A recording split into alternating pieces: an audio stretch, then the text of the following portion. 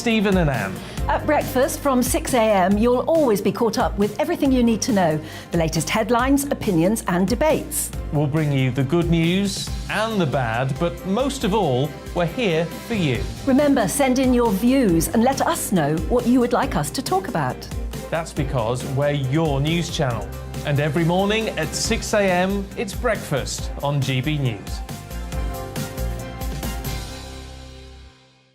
I'm Dan Wootton. Join me Monday to Thursday from 9 to 11 for the feistiest and most fun news debate on TV, where free speech reigns. I'll bring you a sharp take on the day's biggest stories, bombshell newsmaker interviews, and A-list guests.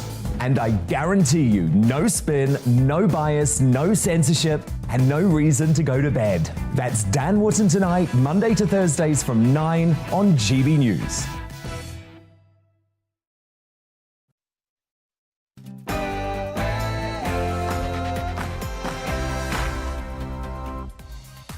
Welcome to Tuesday's edition of On the Money with me, Liam Halligan, where for the next hour we'll be talking about the future of the Great British Pub.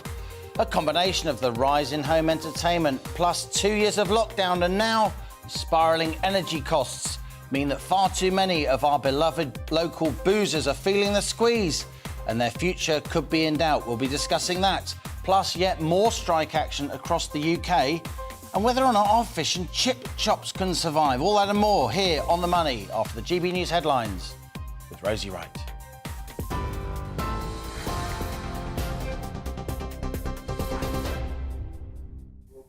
Good afternoon, it's just gone 1 o'clock. I'm Rosie Wright, keeping you up to date on GB News. The London Mayor, Sadiq Khan, says he's sickened by the fatal stabbing of 21-year-old Takai Nemhard at Notting Hill Carnival. A murder inquiry is underway after the Bristol rapper, who performed under the stage name T-Core Stretch, was attacked in the Ladbroke Grove area last night. He died in hospital.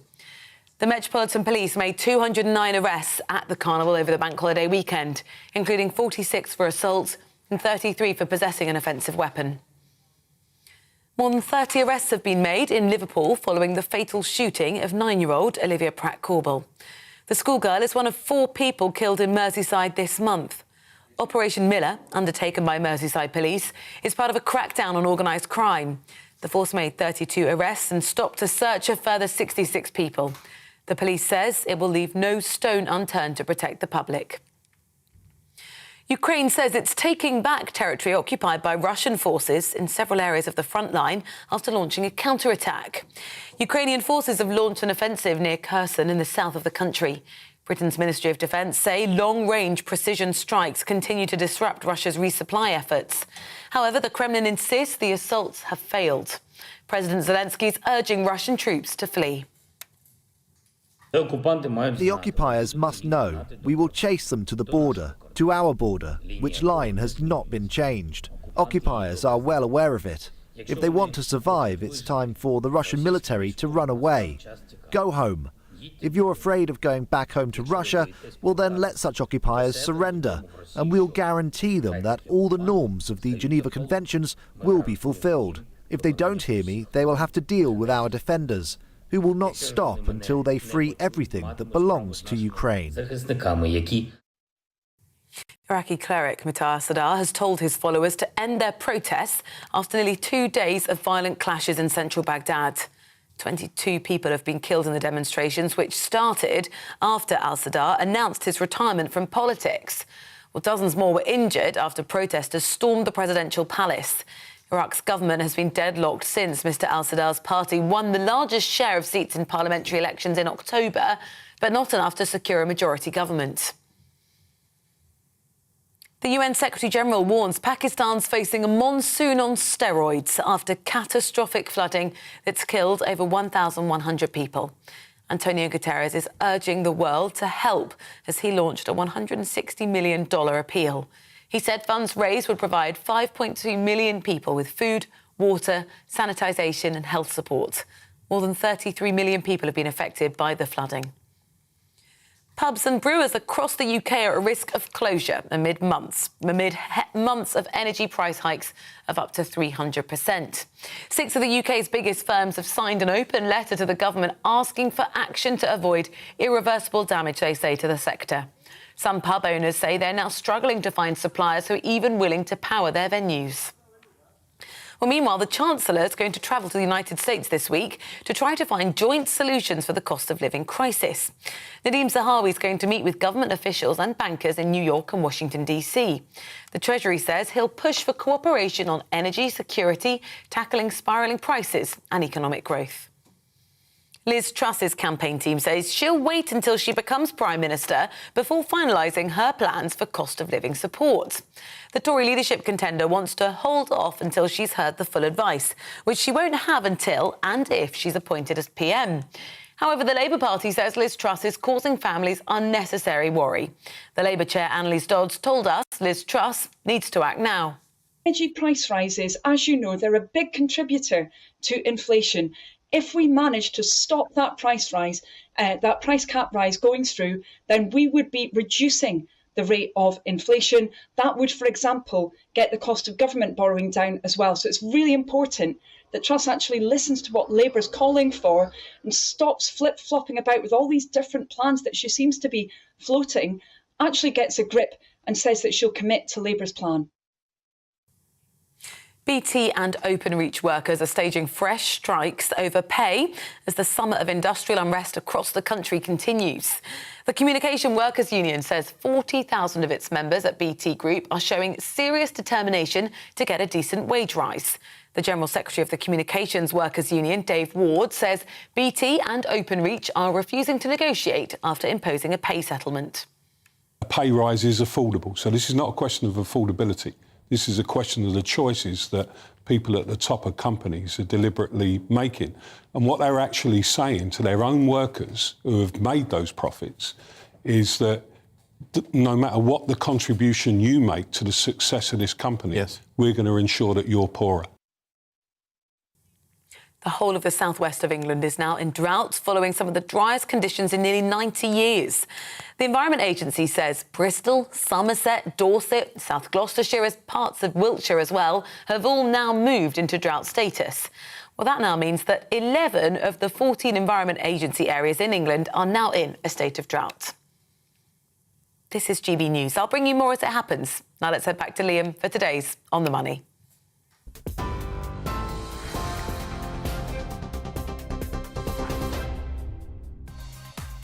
Coming up on The Money today, British pubs, the lifeblood of our high streets and town centres across the country, and many rural communities. They're under the threat of closure amid soaring energy bills. But how do we save our beloved boozers? We'll hold a detailed discussion. And our much-loved chippies are also under the threat of closure, with many struggling to cope. Again, with those soaring energy bills, plus food costs and the price of an vital ingredient for them, sunflower oil. Our South West of England reporter has the story. And fresh industrial action hits, with communication workers being the latest to join the strike brigade. Around 38,000 staff at BT and Openreach began their walkout today. We fear has the winter of discontent come early. Plus, it's been a year since the West withdrew from Afghanistan, leaving the Taliban open to takeover. But what state is the war-torn country now in? Our security editor reports. And finally, each day On The Money features an in-depth Money Talks interview. Today we meet Ben Nyland. He's the boss of Loop Energy, a leading manufacturer in the world of hydrogen. He'll be telling us all about why he believes his fuel cell solutions are the future for commercial vehicles. That's later in the show. And as ever, I want your questions, opinions, ideas. What do you think of the issues raised in today's On The Money? Email me, gbviews@gbnews.uk, or tweet @gbnews. Is your local boozer going to survive? I'll read out some of your messages later in the show, so stay with us, because this is GB News. I'm Liam Halligan, and you're On The Money.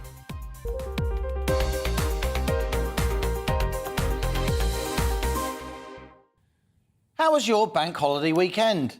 If, like me, you were lucky enough to have a little bit of time off, you may have spent part of yesterday, as I did, in your local pub. British pubs, along with restaurants and cafes, are the lifeblood of our high streets. Pubs are also hugely important focal points for countless rural communities too, often doubling up as community and outreach centres, allowing people to help each other and keep an eye on the more vulnerable. There's nothing quite like a British pub. It's a wonderful fusion of business, of community and of culture. But the number of pubs continues to fall, hitting its lowest level on record, according to new research. There were over 47,000 pubs in England and Wales back in 2012. But that number's now plunged to less than 40,000 today, due to a combination of factors, not least more home entertainment, plus lockdown, of course, and now soaring energy bills on top of that. So we've lost over 7,000 pubs in a decade across England and Wales alone. That's getting on for a 20% drop in the number of locals. Think of the loss of business, the loss of joy, the loss of community spirit, the loss of togetherness that represents. And now the leaders of 6 of the country's largest brewers, including Green King and Admiral Taverns, they're warning of, quote, real and serious irreversible damage to our pubs over the coming months. Why? Survey evidence suggests more than half of small businesses, including pubs and restaurants, fear those sky-high energy bills could force them to close before the end of winter. Pub landlords are reporting their quoted utility bills this autumn are up 300% or more on this time last year. Ouch. Small firms are particularly vulnerable to bill hikes. Unlike households, businesses aren't protected by that off-gem energy price cap, and small firms have little bargaining power with the energy providers. And on top of that, firms pay 20% VAT on their energy bills, while most households pay just 5%, making life even harder for firms trying to control their cash flow. The big breweries, they're calling for immediate government intervention in the form of a support package for the hospitality sector as a whole, which employs 1 in 10 of the workforce, by the way. Plus, they want a cap on energy prices for businesses too. Now, some would say it's those breweries and the pub companies themselves that should be doing more to support their cash-strapped landlords. So that's our On the Money question today. How can the UK's pubs survive this coming energy crisis?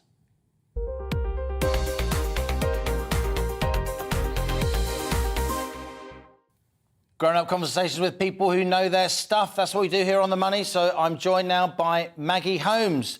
She knows her stuff because she's the owner of the Oddfellows Arms Pub in North Yorkshire. Good to see you back on the show, Maggie. Clive Watson's founder of the City Pub Group, which has 48 pubs across the southwest. And here with me in the studio, our regular economist, Jasmine Birtles, founder of moneymagpie.com and a keen pub goer herself, I know from experience. Maggie, I'm trying to keep upbeat about this. I grew up going in pubs. My whole family's life, business was in pubs. I'm a huge fan of pubs. Must be my Irish blood, I guess. We're really losing something, aren't we, when 7,000 boozers have closed down in England and Wales alone over the last 10 years? Yes, we really are, because at the end of the day, like you've stated, we are the lifeblood. You know, it's a community. And I know that the community we have here, it would be a real loss if any of our pubs in this village had to close, because they really mean something to people. But on the other hand, how long can we keep going with the raise in prices? Maggie, tell us about your energy bill. I mean, I should be asking you about, you know, the lovely ales you've got, the new food range that you've got, what you're trying to do for your customers to build that business that I know you love. I have to ask you, though, about how much energy, how much money you're going to be spending on your energy bill this coming autumn and how it compares to this time last year. Well, from this time last year, my energy bill for just gas and electricity was £1,800 a month, which is quite steep anyway for any business. But it's now £3,100 I'm paying a month. It's already hiked up. And as you say, we don't have the benefit of the energy cap. We don't have it as a business. Where what are people fighting for at the moment? We just don't have that. So where on earth are we going to get these funds from without upsetting the clientele? $3,500 before you start. 20% VAT on top of that. You can get some of that back as a rebate, but you still got to find the cash to pay it in the first place, right? That's a big amount of money. Clive Watson, you're founder of the City Pub Group. You've got 48 pubs across the southwest. Now, here on The Money, we cover pubs a lot. And I would say that during lockdown, quite a lot of the big breweries, they did right by their landlords. They stood by them. They gave them a squeeze, if you like, on their rent and their other expenses. Don't the big breweries have to step up now? Because in reality, isn't what landlords are about to go through, you know, in many ways, it's as bad as lockdown. Yeah, that's right. I think, to be fair to the brewers, they did give a lot of assistance to their tenants during COVID, and they are struggling as well. Brewers tend to lease pubs to tenants, but they also have their own pubs, the managed pubs. So they will be facing swinging increases in their own energy costs, and also on the brewing side, they'll be facing swinging increases to actually brew the beer.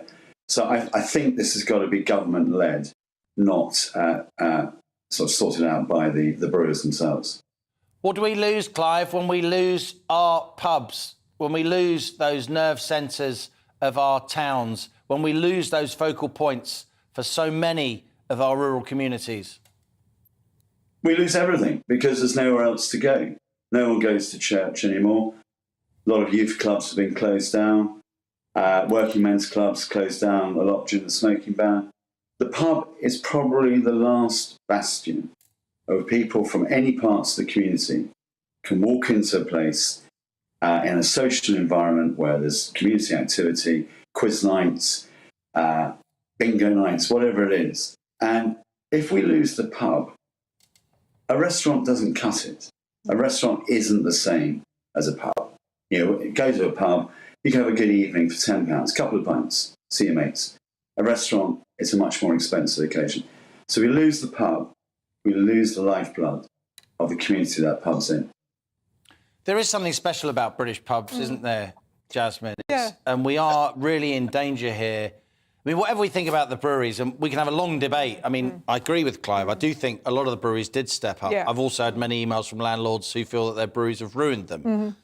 On the other hand, if we lose those pubs, there is, as the brewers say, serious and irreversible damage done to communities. Yes, absolutely. I mean, I am a lifelong teetotaler, but as you say, I do go into pubs as well. So, you know, even teetotalers, I mean, there are some fantastic gastro pubs. Yeah. And I've been into ones, as you say, in very small rural communities where they are essentially the community centre. I mean, they literally have stuff from the local council there and all sorts of help, and very much for families as well. So we do lose a family centre. So there is an argument, certainly, that government ought to be supporting it for the families, for community, and certainly local councils. But I do think, as you say, that actually breweries could do more. I think they have more slack. They have generally higher profit margins, than the actual pubs themselves. Do you think there's something in that, Clive? We're not here to have a go at the breweries in particular, but many landlords do. They don't want to speak out about it. Obviously, it's a very important relationship. Could some of the breweries do more during this particularly difficult episode? After all, a lot of the breweries are sitting on often very valuable real estate, aren't they, in the form of the pubs? They can borrow against that if they need to. The landlords can't do that. Look, I'm not a brewer, so I'm hopefully impartial on this, but breweries are facing huge costs and they need that land that you say to brew their beer from. That's their heritage. So they're facing massive costs as well. So, yeah, they could probably do a little bit more at the margin, but we are talking about energy costs going up 300 to 400%. For the tenant, the person who's earning 30, 40k a year from their business and their energy bills were, say, 15 before, it's been wiped out by energy costs alone, let alone food inflation and other things. This is a big issue. We're in an economic war with Ukraine, and in a war situation, you need governments to intervene to support various industries. Clive's hit the nail on the head there, hasn't he, Maggie? You're not only facing spiralling energy bills, the price of wheat, the price of barley, the price of hops, the price of the energy needed to brew the beer. Your beer costs are going up as well. To what extent are you able to pass those cost increases on to protect the tiny margins that many landlords make, Maggie?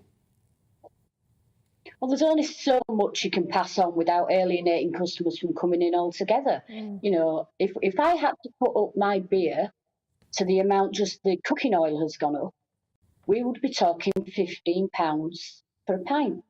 And nobody's going to pay that. You know, they're not going to come out and enjoy an evening. It's not going to be a cheap evening. And like Clive said, they are the hub.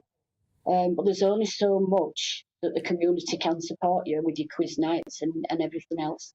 It becomes an expensive night. And as Clive said as well, you've got your food costs, you've got your transportation, you've got the fuel costs. It's all adding up. I do believe the government should do more. And although I did get help in lockdown from the brewers, I really feel it's the government's time to step in now, because we really need this. Otherwise, we're going to lose a lifeblood. I think it is fair to say that a lot of the brewers did do quite a lot for their landlords, didn't they? They did a lot more than they were contractually obliged to do. They weren't contractually obliged to do much at all. But what can government now do? Because it's not just VAT, and of course you can get that back, but it's the cash flow on that. It's not just sky-high energy bills. It's not just sky-high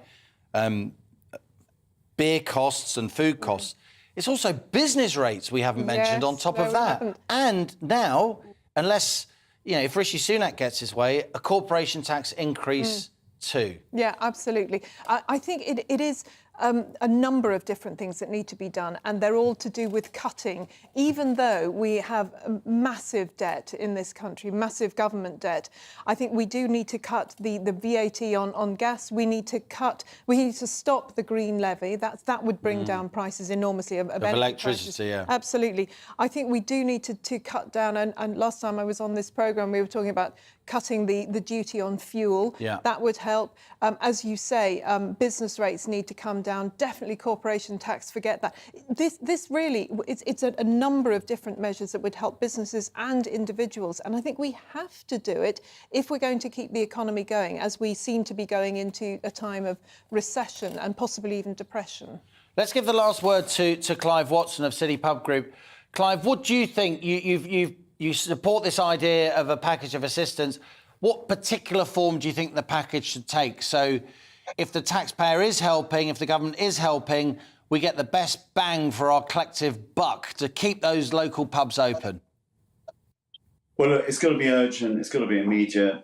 The obvious one, for the pub businesses, cutting or not having the rise in corporation tax, that benefit's not going to really help for at least a year. A lot of pubs won't be paying corporation tax. So immediate effect, cut VAT from 20% to 15% minimum. That will help pubs' cash flow immediately, enable them to get through Christmas and out the other side. Corporation tax, avoid not having that hike coming in next April, won't make any difference whatsoever. Interesting stuff from the front line. Clive Watson, founder of the City Pub Group. We're grateful for your time and your counsel. Maggie Holmes, of course, at the Oddfellows Arms in North Yorkshire. If you're local, get down there and buy a couple of drinks and tell Maggie how much you want her pub to stay open. Use it or lose it. And thank you to Jasmine Birtles, MissMoneyMagpie.com, as ever. This is On the Money with me, Liam Halligan. After the break, we'll be hearing why it's not just our pubs in danger, because many of our much-loved chip shops are facing closure again amid soaring energy costs and food prices.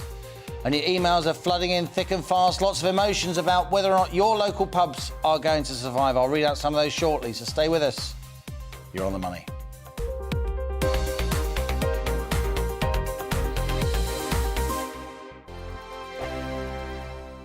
Join my show Farage, 7 p.m. till 8 p.m. Monday through Thursday. And there you will get opinion, analysis, debate, and I'll cover stories that nobody else dares to touch.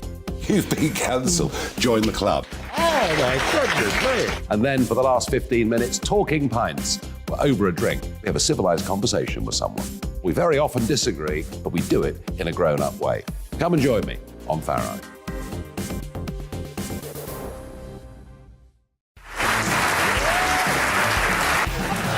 My name is Andrew Doyle, Join me every Sunday evening at 7 p.m. for Free Speech Nation.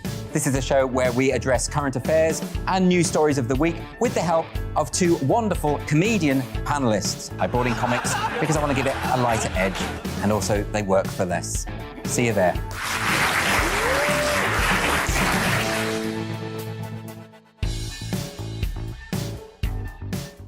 Hi there, it's Stephen and Anne.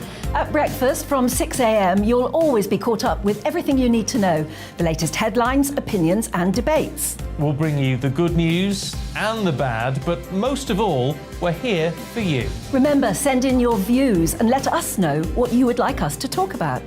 That's because we're your news channel. And every morning at 6 a.m, it's breakfast on GB News.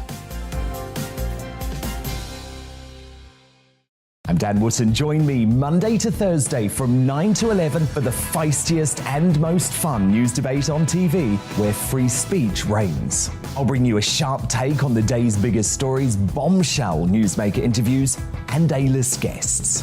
And I guarantee you, no spin, no bias, no censorship, and no reason to go to bed. That's Dan Wootton Tonight, Monday to Thursdays from 9 on GB News.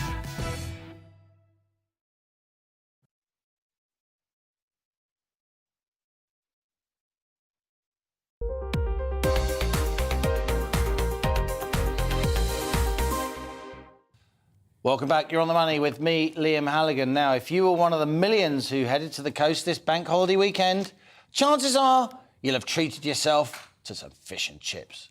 You'll also no doubt have noticed how expensive they now are. The soaring price of cod, sunflower oil and energy has left many chip shops struggling for survival, and the National Federation of Fish Fryers, they're warning our favourite local chippies could soon be a thing of the past. Our South West of England reporter Jeff Moody has been to Swanage in Dorset to find out more. A British bank holiday weekend. Fish and chips, salt and vinegar, mushy peas, curry sauce. Our chippy teas are as British as Yorkshire pudding. It's always been a thing. When you go to the seaside, you have your rock, you have your fish and chips, you can hear the seagulls. Yeah, but it was always better in newspaper. Years ago, when I was growing up, it was a poor man's meal. Now, just bought 2 lots of fish and chips, 23 quid. But why is our erstwhile national dish now so expensive? The fish prices have gone up extortionately. The oil prices have gone up extortionately, and everything across the whole spectrum that we sell have gone up extortionately. So we're finding it a struggle to keep our prices reasonable and competitive. I mean, it's all right for me to go in there and get one portion for myself, but that was £11 just for one person. It's a lot of money, isn't it? So can you imagine, you know, you've got a group of 5 or 6, that's probably more expensive than going to a restaurant.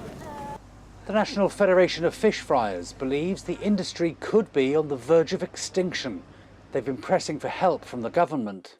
At the moment, we've got VAT at 20%. I think that needs reducing down to 5% at the most, just like during the COVID pandemic.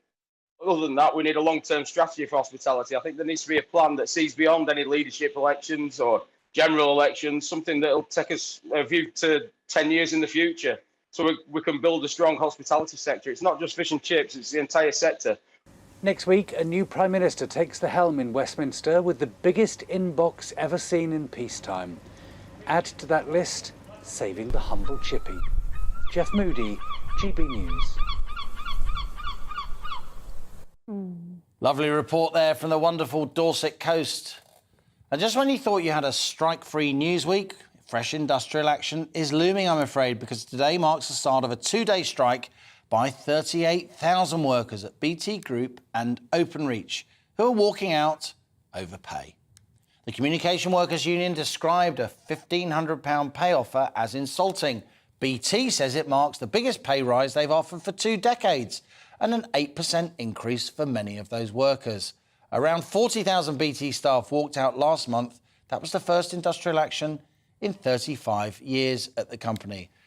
So my predictions of a winter of discontent, they seem to be coming true. It gives me no pleasure to say. With refuse workers striking across Scotland, literally turning cities into rubbish dumps. Plus, we've had stoppages on the trains, of course, buses, postal workers and dockers, and even criminal barristers.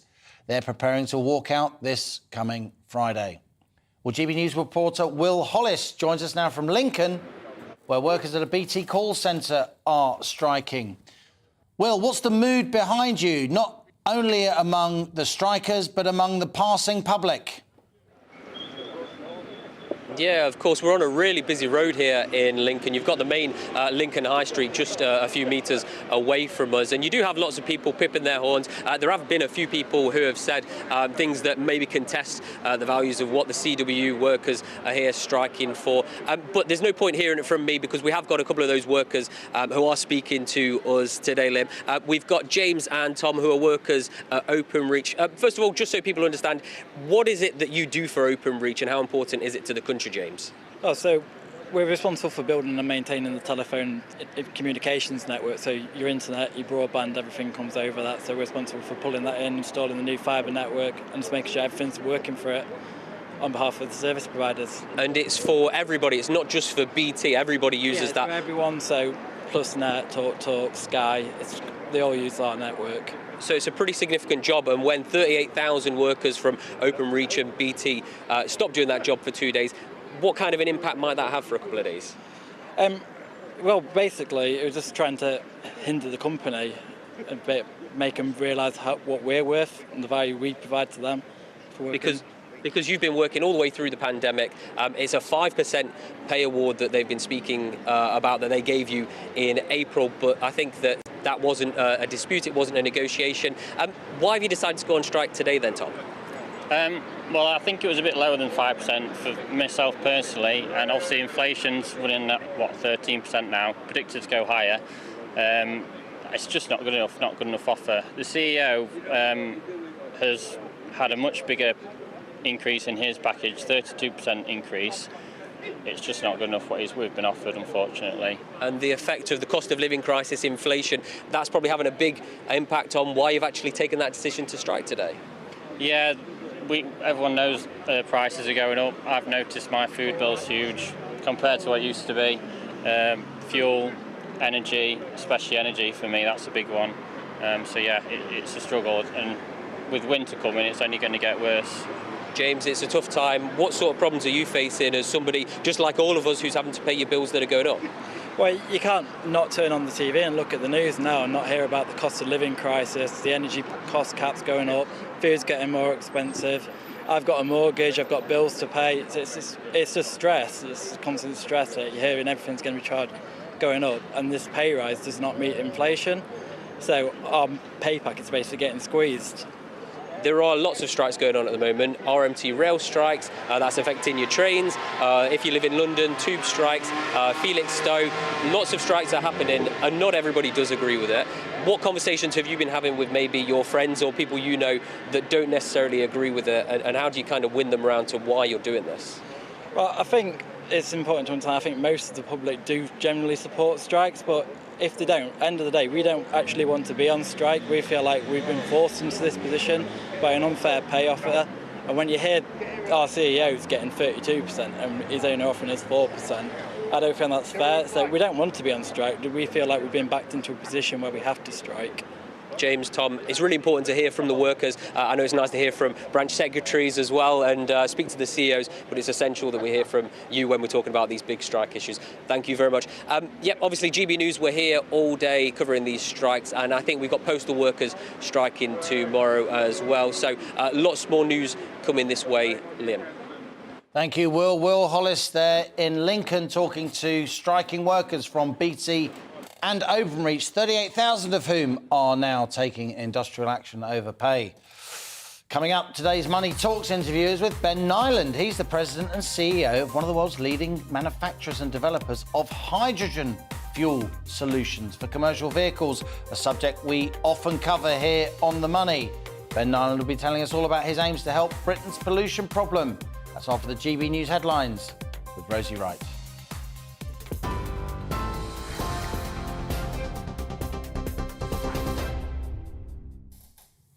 Very good afternoon. It's 1:33. I'm Rosie Wright, keeping you up to date on GB News. A man stabbed to death at the Notting Hill Carnival has been named as 21-year-old Sekeo Nimbard. A murder inquiry is underway after the Bristol rapper, who performed under the stage name of T-Core Stretch, was attacked in the Ladbroke Grove area last night. The London Mayor Sadiq Khan says he's sickened by the incident. The Metropolitan Police made 209 arrests at the event over the bank holiday weekend, including 33 for possessing an offensive weapon. Ukraine says it's taking back territory occupied by Russia in several areas of the front line after a counterattack. Ukrainian forces have launched an offensive near Kherson in the south of the country. President Zelensky is urging Russian troops to flee. Britain's Ministry of Defence say long-range precision strikes continue to disrupt Russia's resupply efforts. However, the Kremlin insists that Ukraine's counterattack has failed. Pubs and brewers across the UK are at risk of closure within months amid energy price hikes of 300%, according to industry bosses. 6 of the UK's biggest firms have signed an open letter to the government asking for action to avoid irreversible damage to the sector. Some pub owners say they're now struggling to find suppliers who are even willing to power their venues. BT and Openreach workers are staging a fresh set of strikes over pay as the summer of industrial unrest across the country continues. The Communication Workers Union says 40,000 of its members at BT Group are showing serious determination to get a decent wage rise. The whole of the southwest of England is now in drought following some of the driest conditions in nearly 90 years. The Environment Agency says Bristol, Somerset, Dorset, South Gloucestershire and parts of Wiltshire have all now moved to drought status. It now means 11 of the 14 Environment Agency's areas in England are affected. TV, online and DAB+ radio, this is GB News.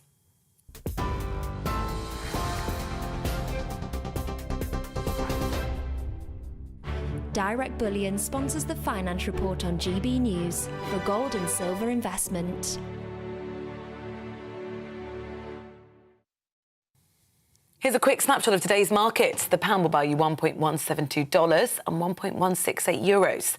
The price of gold currently stands at £1,478 and 57 pence per ounce.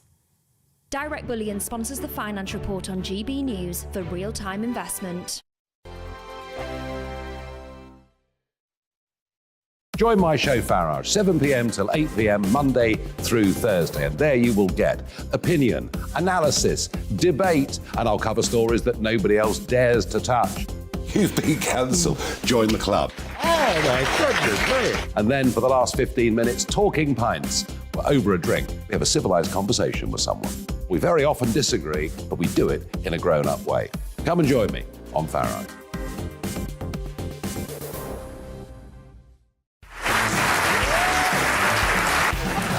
My name is Andrew Doyle. Join me every Sunday evening at 7 p.m. for Free Speech Nation.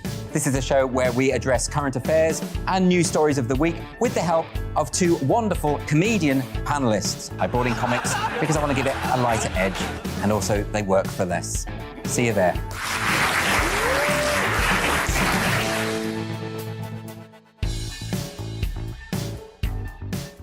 Hi there, it's Stephen and Anne.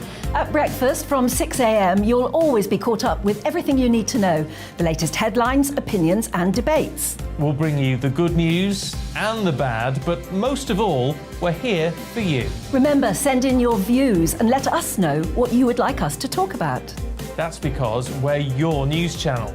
And every morning at 6 a.m, it's breakfast on GB News. I'm Dan Wootton. Join me Monday to Thursday from 9 to 11 for the feistiest and most fun news debate on TV, where free speech reigns. I'll bring you a sharp take on the day's biggest stories, bombshell newsmaker interviews, and A-list guests. And I guarantee you, no spin, no bias, no censorship, and no reason to go to bed. That's Dan Wootton tonight, Monday to Thursdays from 9 on GB News.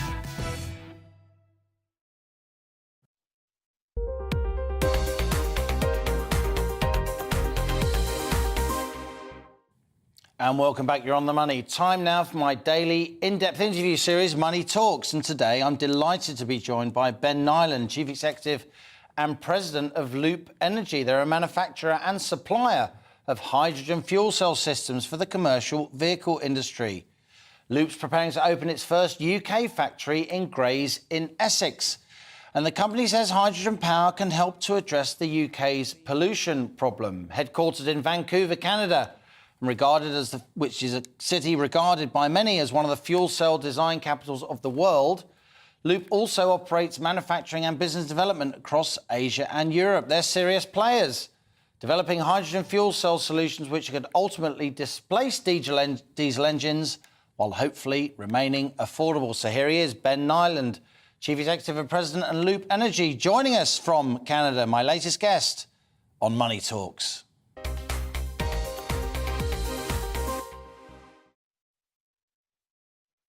Ben Nyland, we're delighted that you're joining us here on The Money from Vancouver, Canada. You've got up particularly early this morning. We very much appreciate it.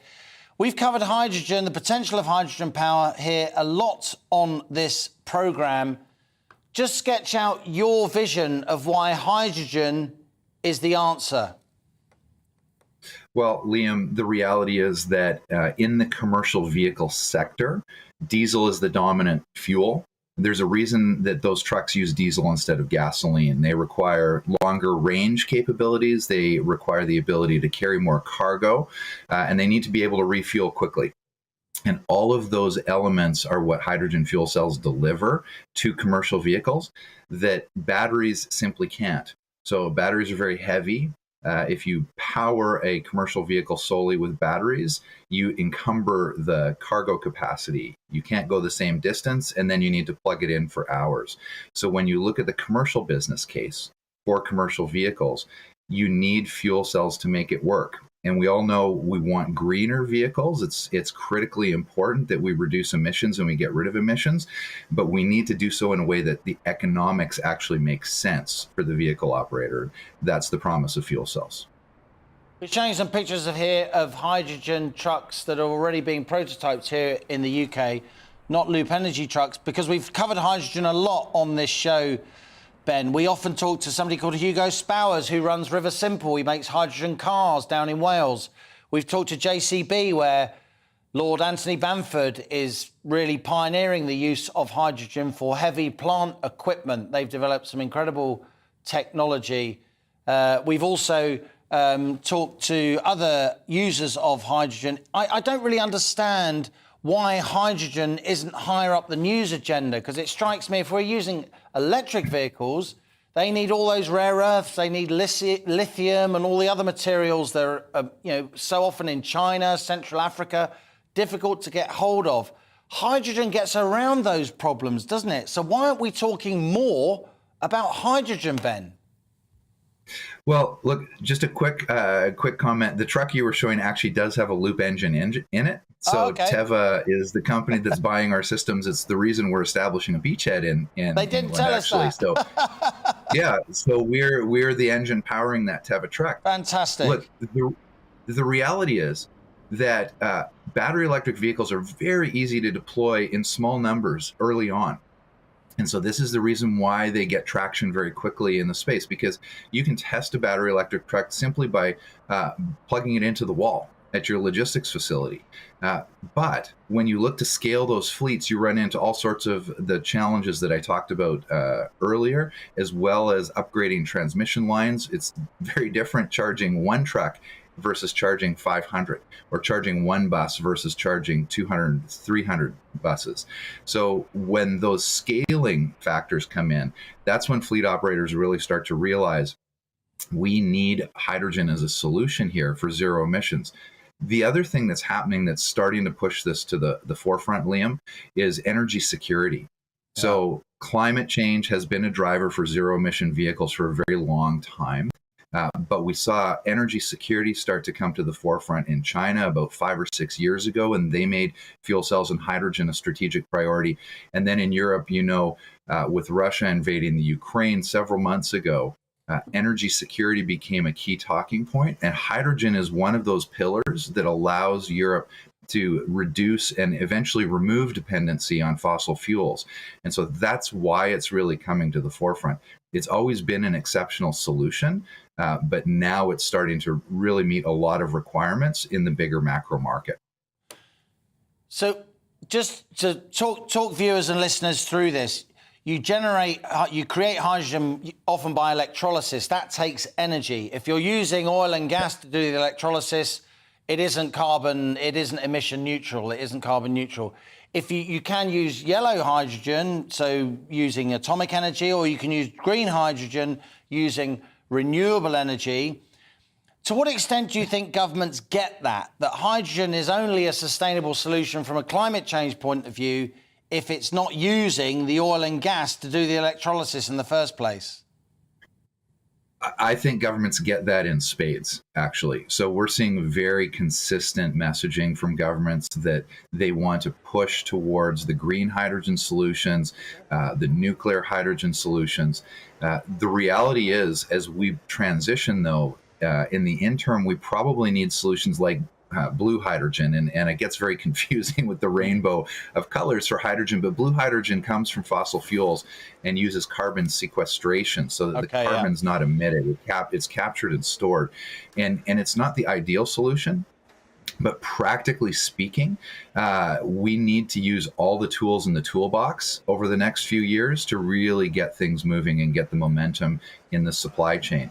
And so we need to bring everything we can to the table to make this solution work and deploy it in volume. And so ultimately, I think we're going to see green hydrogen being the dominant source, which is from electrolysis, and then obviously some from nuclear. But in the interim, I think we're going to see some blue hydrogen solutions as well. It's just pragmatically speaking, it's a requirement.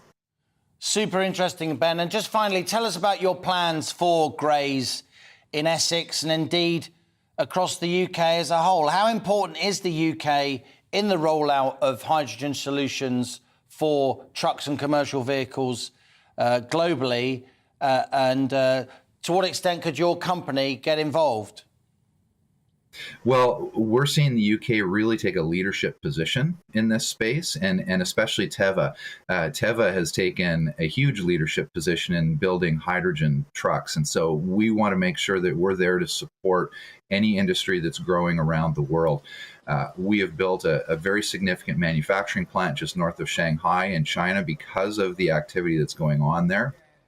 This investment into the UK is really our first launch into the European marketplace to have physical presence, and we would expect to grow that over time as the market grows. And so we see a huge amount of activity in Europe. Teva has moved more aggressively than any other vehicle OEM in Europe, and we're extremely impressed with the quality of their operation and with their commitment to growth. And with the quality of the customers they have off taking that product. So we would expect to see the UK really leading the charge. And on a policy basis, the recent increase from commitment of 5 gigawatts of clean hydrogen to 10 gigawatts of clean hydrogen nationally is really expressing that in a meaningful way at a government level as well. So we're seeing government and industry moving hand in hand, and that's what really needs to happen to make progress. Plus, of course, in Northern Ireland, we should mention we got the Wright Bus Factory building a fleet of hydrogen-powered buses to work in Belfast and elsewhere. Ben Nyland, it's been a pleasure. Chief Executive and President of Loop Energy. Good luck in the UK. Good luck in Grays in Essex. Here on The Money, we look forward to staying in close touch with you as your business develops in this part of the world. Ben Nyland there, joining us from Vancouver on the west coast, of course, of Canada. Time now for it's a year today since the West's sudden withdrawal from Afghanistan. A senior military analyst has told GB News the world is, quote, much less safe, and authoritarian leaders have been emboldened. Colonel Richard Kemp said President Joe Biden's decision to pull out of Afghanistan severely dented America's standing in the world and may have played a part in Vladimir Putin's decision to invade Ukraine. As well as living under Taliban rule, the people of Afghanistan have been hit by a devastating economic crisis, with around half the population facing the threat of starvation. Our security editor, Mark White, reports a year on.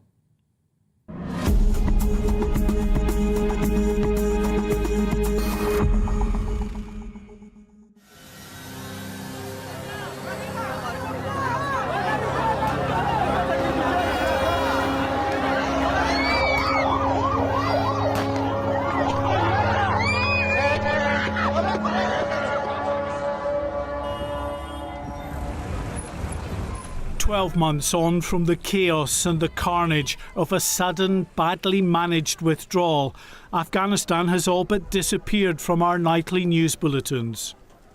Yet right across this country, they're living with the consequences of a decision made a world away in Washington.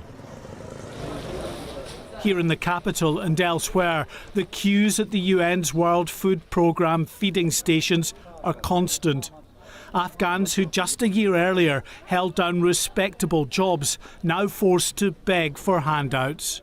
My husband was martyred the day the Taliban came to power a year ago. We had some savings from his service to the Afghan army over the last 15 years. Now all that is finished.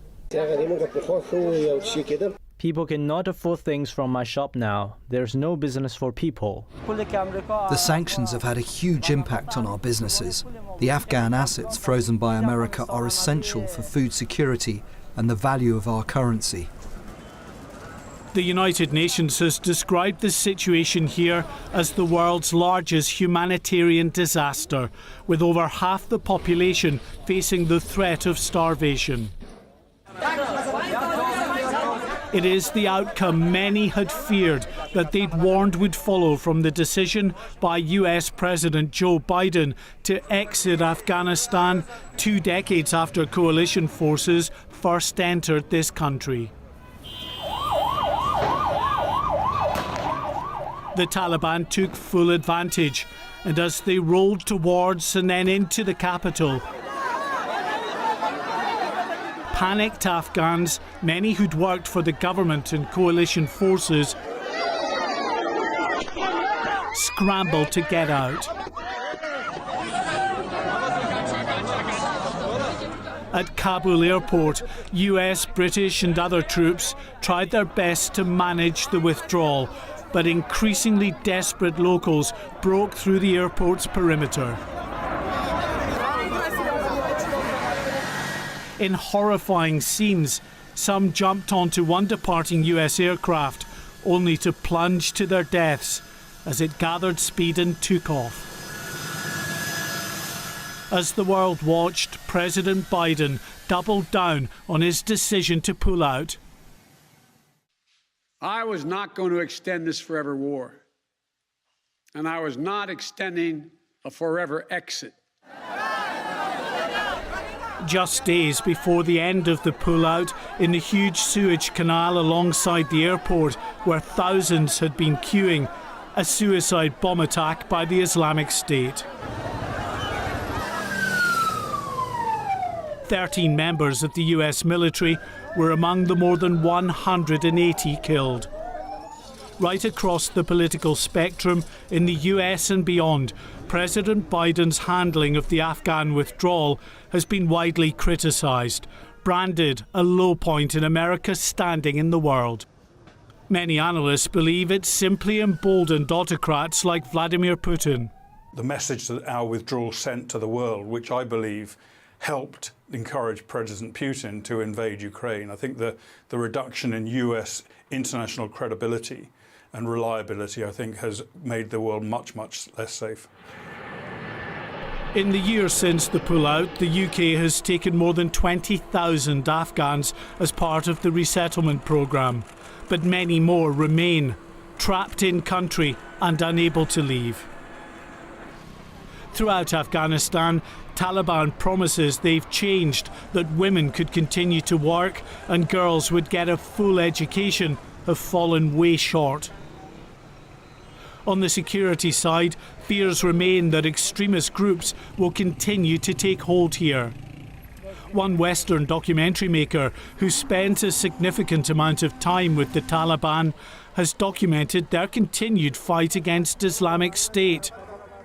It's one extremist group he says the Taliban seem determined to confront.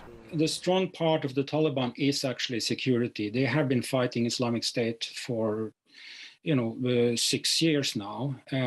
So that's the thing they can do. And they are not doing this to satisfy the Western audiences. They are doing this because they want the Islamic State eliminated in Afghanistan. But last month's US drone strike, which targeted and killed the Al-Qaeda leader in Afghanistan, highlights the continued security concerns here. Ayman al-Zawahiri had been living in a property in Kabul, reportedly owned by a top aide to a Taliban government official. 12 months on from the Western withdrawal here, the Taliban may be celebrating, but the extremist threat remains. The humanitarian crisis is worsening, and the freedoms spoken of by the new government are yet another false promise to the long-suffering people of this beautiful but troubled nation. Mark White, GB News. Mark White there, a year on from the withdrawal by Western forces from Afghanistan. Now, lots of you have been emailing in on the subject of pubs and chip shops under threat. On pubs, Wade says, I grew up in a successful pub-owning family in the 50s to the 70s. TV was pretty rubbish, and everybody liked meeting at the local and having a pint and a smoke. These days, there's much more home entertainment, alcohol's cheaper at the supermarket, and not all pubs are welcoming. It's a different world now.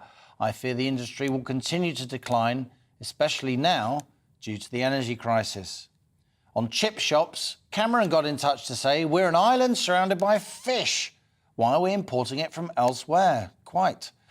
And Bob says if the government reduces VAT to 10% from 20% where it currently is, of course, it's an immediate amount of money in our pockets, unlike tax cuts, which take months to come through. The way prices have gone up on goods, a 10% VAT reduction would mean we get roughly the same amount back. Thanks for your emails and tweets. As ever, great to hear your thoughts. Great to be in touch with our GB News viewers and listeners. That's all we've got time for today. But join me tomorrow at 1 p.m. We'll continue our focus on the cost of living crisis, helping you beat the squeeze. But for now, this is GB News. I'm Liam Halligan, and that was On the Money. Hi there, I'm Aidan McGivern from the Met Office. Another fine late summer day for most of us. Warm sunny spells. There will be some showers around. Mostly these will affect Western Scotland, Northern Ireland and the far southeast. But otherwise high pressure is sitting to the north of the UK. We've got this easterly airflow that is bringing in some areas of cloud into the east, and like I say, 1 or 2 showers for East Anglia and the southeast, another area of showers potentially for southwest Scotland, Northern Ireland.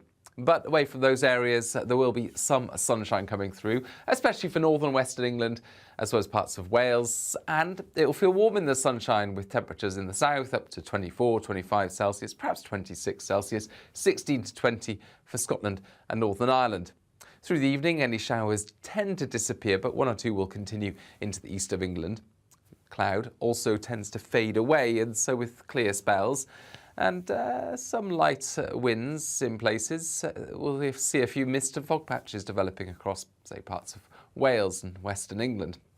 Single figures in some shelter spots as well, but otherwise for most it's 12 to 15 Celsius as we start off Wednesday, and plenty of sunshine around first thing. Again, there'll be 1 or 2 showers, this time focused towards parts of Yorkshire into Lincolnshire, and then developing a bit more widely across northern England and North Wales.